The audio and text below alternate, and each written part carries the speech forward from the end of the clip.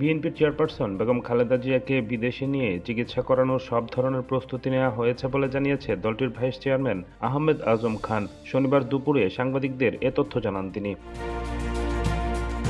আজম জানান, বেগম খালেদা জিয়া এভারকেয়ার হাসপাতালের সিসিইউতে নিবিড় পর্যবেক্ষণে রয়েছে। দেশের বাইরের বিভিন্ন হাসপাতালে কথা বলা আছে। এয়ার অ্যাম্বুলেন্সও প্রস্তুত রয়েছে। বিদেশে যাওয়ার মতো অবস্থা এলে তাকে নিয়ে যাওয়া হবে। 23 নভেম্বর ফুসফুস সংক্রমণ হৃদযন্ত্রের জটিলতা দেখা দেওয়ায় খালেদা জিয়াকে হাসপাতালে ভর্তি করা হয়। প্রায় 80 বছর বয়সী এ নেত্রী বহুদিন ধরে জটিল রোগে ভুগছেন। বর্তমানে দেশি বিদেশি বিশেষজ্ঞদের সমন্বয়ে মেডিকেল বোর্ডের অধীনে সিসিইউতে তার চিকিৎসা চলছে। তার শারীরিক খবর জানতে প্রতিদিনই হাসপাতালে যাচ্ছে বিএনপি সহ বিভিন্ন রাজনৈতিক দলের নেতারা। ম্যাডাম ফাইটার, ম্যাডামের জ্যেষ্ঠ পুত্র জনাব তারেক রহমান সাহেব বলেছেন যে ইতিপূর্বে 6 বার মৃত্যুর মুখ থেকে ফেরত এসেছেন।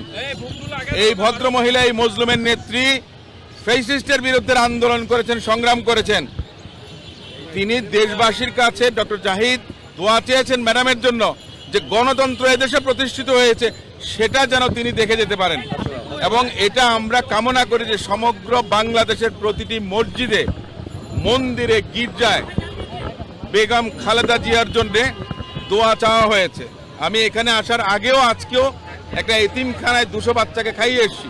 গতকালকেও এতিমখানার এতিম বাচ্চাদের জন্য আমরা বিভিন্ন জায়গায়, এই যে এতগুলো মানুষের কোটি কোটি হাত, এখানে মিরাকলের দরকার আছে এবং সেই মিরাকলটা হোক এটাই আমাদের প্রত্যাশা।